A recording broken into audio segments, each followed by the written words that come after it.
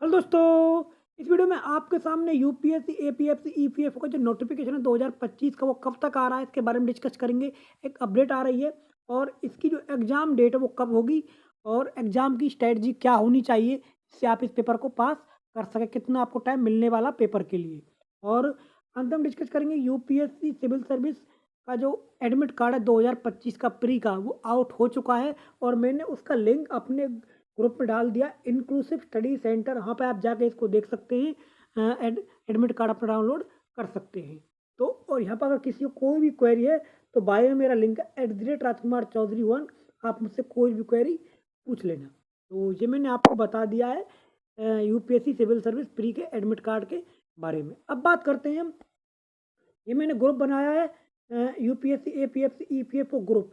ये discussion group है, open group है ये। आप कोई भी चीज़ यहाँ पे एक दूसरे के साथ डिस्कस कर सकते हो। एक बात मैं आपको और बता देता हूँ, इन दोनों का लिंक मैं आपको डिस्क्रिप्शन में दे दूँगा। आप वहाँ जाके इसको ज्वाइन कर सकते हो, डायरेक्ट भी आपको ये लिंक मिल जाएगा। अब बात करते हैं हम कि नोटिफिकेशन कब तक आ रहा है और पेपर आपका कब होगा, स्ट्रैटेजी क्या होनी चाहिए।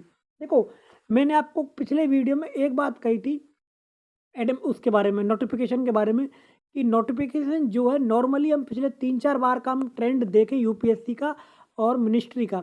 जब मिनिस्ट्री अपना जो रिक्विजिशन है यूपीएससी को भेजता है, उसके 3 महीने के मैक्सिमम 3 महीने के 2 से 3 महीने का गैप होता है वो।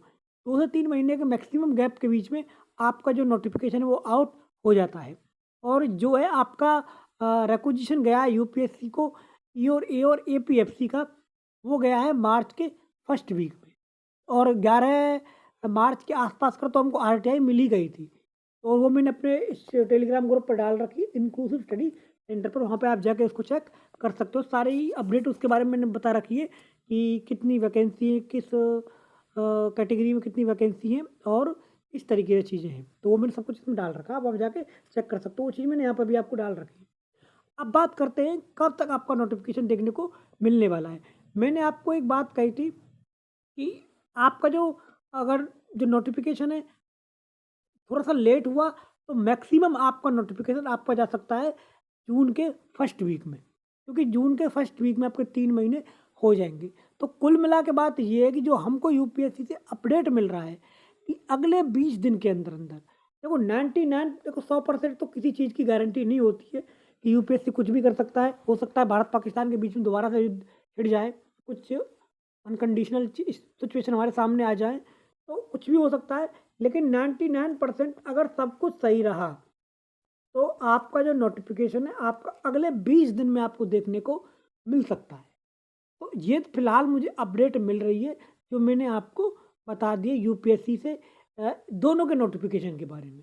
दोनों का नोटिफ़िकेशन आ रहा है, एपीएफसी का भी आ रहा है और ईपीएफओ, ई और एओ दोनों का नोटिफ़िकेशन आपको देखने को मिलने वाला है। एक बात मैं आपको और बता देता हूँ कि दोनों का पेपर एक ही दिन में होगा और पहले आपका मॉर्निंग शिफ्ट में होगा ईओ वाला, जो 4800 ग्रेड पे की पोस्ट है। और जो सेकंड शिफ्ट होगी आपकी इवनिंग शिफ्ट, उसमें आपको एपीएफसी का पेपर आपको देखने को मिलेगा। तो ये मैंने आपको सारी बातें बता दी हैं। पिछली बार भी यही ट्रेंड देखने को मिला था, इस बार भी यही चीज़ होगी आपकी। और एक बात और मैं आपको बताता हूँ अंत में, जो पेपर है आपका, वो पेपर आपका ज़्यादा लेट नहीं होगा। पेपर आपका अक्टूबर और नवंबर तक मैक्सिमम आपका हो जाएगा। एक बात और याद रख लेना है कि एग्ज़ाम का सिलेबस थोड़ा-सा बड़ा है, क्योंकि इसमें अकाउंटिंग भी है, इंडस्ट्रियल रिलेशन भी है, लेबर लॉ भी है। वो सब चीज़ें भी आपको करनी पड़ेंगी और हम बहुत सारे क्विज़ अपने टेलीग्राम ग्रुप में भी चलाएँगे और यूट्यूब चैनल पर भी चलाएँगे। आप इसके लिए हमारे चैनल को सब्सक्राइब ज़रूर करें और ग्रुप को भी जॉइन ज़रूर कर लें। तो ये मैंने आपको बता दी सारी बातें। अब बात करते हैं हम स्ट्रैटेजी की। स्ट्रैटेजी हम क्या अपनाएँ? देखो, मैं आपको एक चीज़ कहूँगा लास्ट में कि अकाउंटिंग, इंडस्ट्रियल रिलेशन और प्लस में लेबर लॉ और इसमें इसके अलावा सोशल सिक्योरिटी भी आती है। तो ये सब्जेक्ट ऐसा है जो आपका बहुत आसान है। ये जैसे हम कहते हैं ना पॉलिटी, पॉलिटी की तरह है। पॉलिटी में रट्टा मारो ज़िंदाबाद, कोई भी आपको कुछ करना नहीं होता है। हिस्ट्री में तो क्वेश्चन कहाँ से कुछ भी उठा के वो लोग डाल देते हैं। लेकिन पॉलिटी हमारा स्ट्रॉन्ग होल्ड होता है। अगर यूपीएससी के अंदर 20 क्वेश्चन पॉलिटी के आते हैं, तो हमको पता है पॉलिटी से हम आराम से 90% एक्यूरेसी से क्वेश्चन हम सही कर लेते हैं। तो इसी तरीके से आप यहाँ पर 90% एक्यूरेसी से क्वेश्चन कर सकते हो। मैथ में कुछ कह नहीं सकते क्योंकि कुछ लोगों की मैथ अच्छी नहीं होती, कुछ लोगों की इंग्लिश अच्छी नहीं होती, क्योंकि ग्रामर आती है। ये एसएससी बैंकिंग वालों के लिए तो थोड़ा बेनिफिट है, लेकिन यूपीएससी वालों के लिए बेनिफिट नहीं है। तो कुल मिला के उनके हाथों में अकाउंटिंग, इंडस्ट्रियलाइजेशन और लेबर लॉ ही पड़ता है, और बिना इसके आप पेपर को पास नहीं कर सकते, क्योंकि इनसे आपका पूरे पोर्शन से पिछले 120 क्वेश्चनों में से आपके नॉर्मल 40 से 45 क्वेश्चन आपको देखने को मिलते हैं। ये मैं आपको बता रहा हूँ, और 40 से 45 क्वेश्चनों को आप छोड़ भी नहीं सकते हैं किसी भी कीमत पर।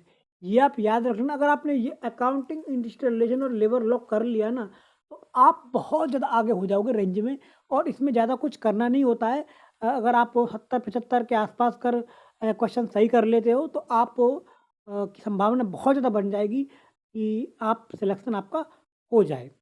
अब सोच लीजिए 120 में से तो 1/3 की नेगेटिव मार्किंग इसमें होती है। एक बात और याद रख लेना है, एपीएफसी का जो पेपर है और ई और एओ का जो पेपर है, ये सिंगल पेपर होगा, कोई मेंस नहीं होता है, और इसमें जो रेशियो होता है वो आपका 75:25 होता है।